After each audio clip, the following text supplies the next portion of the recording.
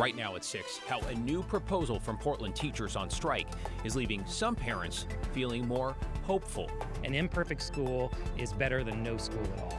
Plus, a prized instrument stolen in downtown Portland. It hurts big on so many levels. How you can help this world-class musician find his missing fiddle. And police recover a stolen car with the help of a Facebook group. We're volunteers, and we've been able to collaborate with them on stolen vehicle operations. How citizen sleuths led officers to the car and the suspects.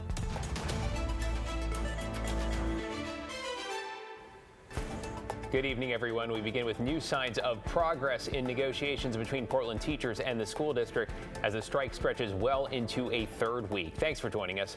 I'm David Molko. And I'm Trina Green. Let's get right to Thomas Schultz live at Pioneer Courthouse Square, where teachers are rallying tonight. Right now, Thomas, what is the latest? Well, guys, as you can see behind me, the rally is in full force, and teachers removed in the most recent proposal language asking for strict class cap sizes. Instead, they're asking for a class threshold and want the district to make every reasonable effort to enforce that threshold. Now, what that would do was create a threshold for every classroom, and if it exceeds the amount of kids per class, teachers would receive a bit more money for each student that exceeds that limit. 3 weeks into a teacher strike in Portland Public Schools, teachers continue to rally, and tensions are high. Though now there may be a breakthrough. And I'm really hopeful that we're actually making some movement. The teacher union's latest proposal no longer asks for a hard cap on class sizes, which was one of their biggest, most expensive demands. Instead, they now ask PPS to make every reasonable effort to not exceed class size thresholds. For kindergarten, classes shouldn't be bigger than 24 kids, 28 in 4th and 5th grade, and 160 students circulating in and out of high school classrooms. We want them to be smaller so students get more attention from their teachers, and teachers have more time to give that attention to each of their students. Anna York is a Franklin High School teacher. She says class sizes are untenable, sometimes more than 30 kids per class. It is really challenging, right? You have to figure out where people are going to be sitting. Sometimes we have to have students in the hall doing work, or just because of the noise. Other teachers have similar issues. I was going home every day feeling completely ineffective as a teacher. Big classes are a problem for students, too. What the teachers' demands have been throughout the strike have been very much aligned with student demands. Though while the district says the union's latest proposal is a big concession, it's still too expensive. The union now wants a 5% increase in salary for the first student over a class size threshold. After that, they want teachers to receive a 10% salary increase for every additional student in elementary school classes. The new proposal by PAT is probably unaffordable. The question is, how much is it going to add to the district's budget? Can we even afford that? The district says no, though both sides and students agree. It's a step in the right direction. If it helps reach a conclusion to this strike and allows us to get back to school, it's a good thing. All right, a step in the right direction. Thomas, class size just one of the big sticking points here. What about teacher pay? Where do things stand around that tonight? Yeah, well, David, district officials tell us they're going to try to wrap up negotiations on that class size, and once they reach an agreement there, then they're going to direct all their energy towards figuring out a compromise on teacher pay. Yeah, bottom line, still a way to go there. Thank you, Thomas. And stay with KGW for the latest on the Portland teacher strike, however long it lasts. You can catch up on past coverage and look for updates on KGW.com and streaming on KGW+. All right, let's take you outside on this Friday. A beautiful evening in the Rose City. 51 degrees, not too chilly yet. If you're headed to the Blazers game at Moda, tip off at 7 against the Lakers. You can leave the rain jacket at home. It looks like you'll definitely need it if you're headed to watch the Beavers in Corvallis tomorrow. Chief Meteorologist Matt Zaffino is here with the first look at your weekend forecast. Yeah, that's going to be a different animal tomorrow in Corvallis, and I'm talking, wet animals like beavers, because this is going to be rainy and it is going to be windy. Did you like that? We liked it. Let's go with it. Okay, but this is today at the Oregon coast. Sarah Henderson sent in this picture from Manzanita.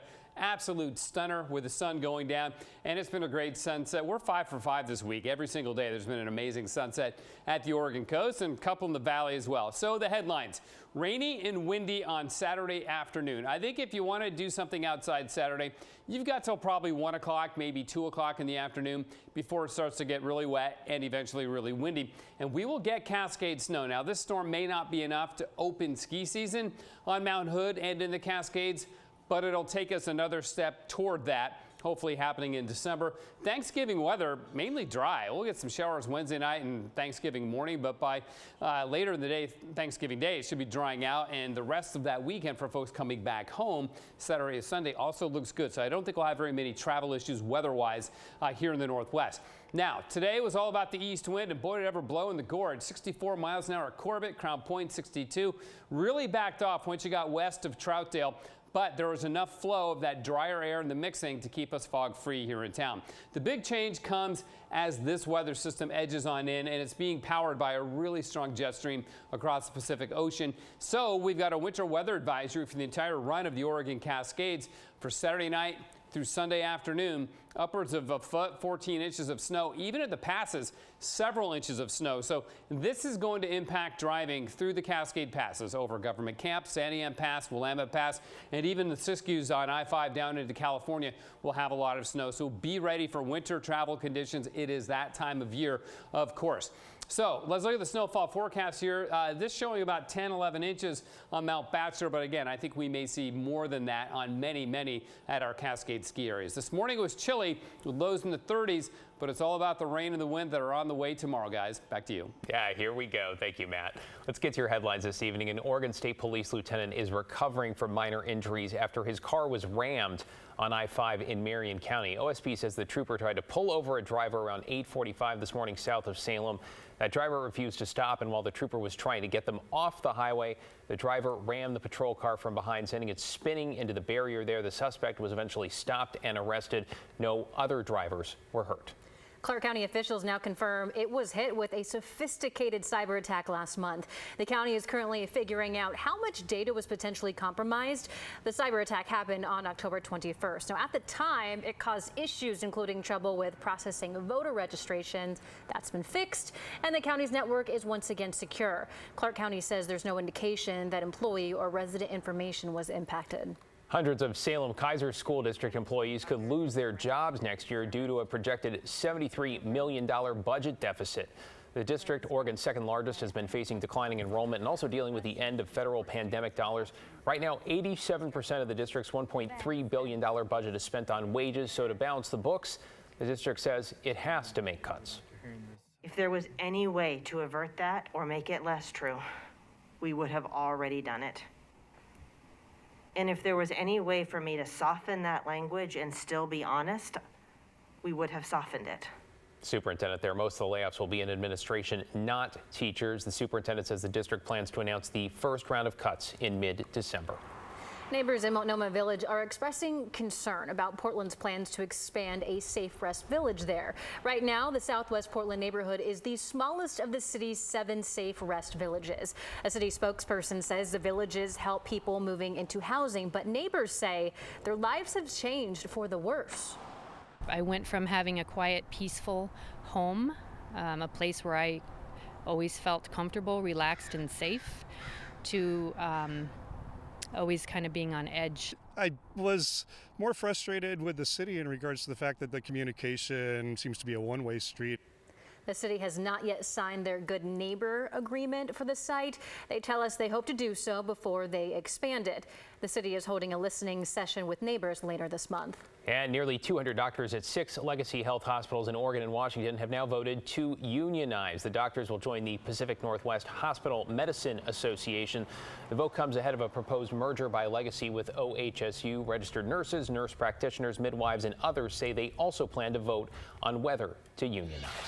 Thanks to the help of a popular Facebook group, Portland police were able to arrest 4 people and recover a stolen car. Ashley Grams is in the newsroom. Ashley, you talked to the citizen detective who helped crack the case.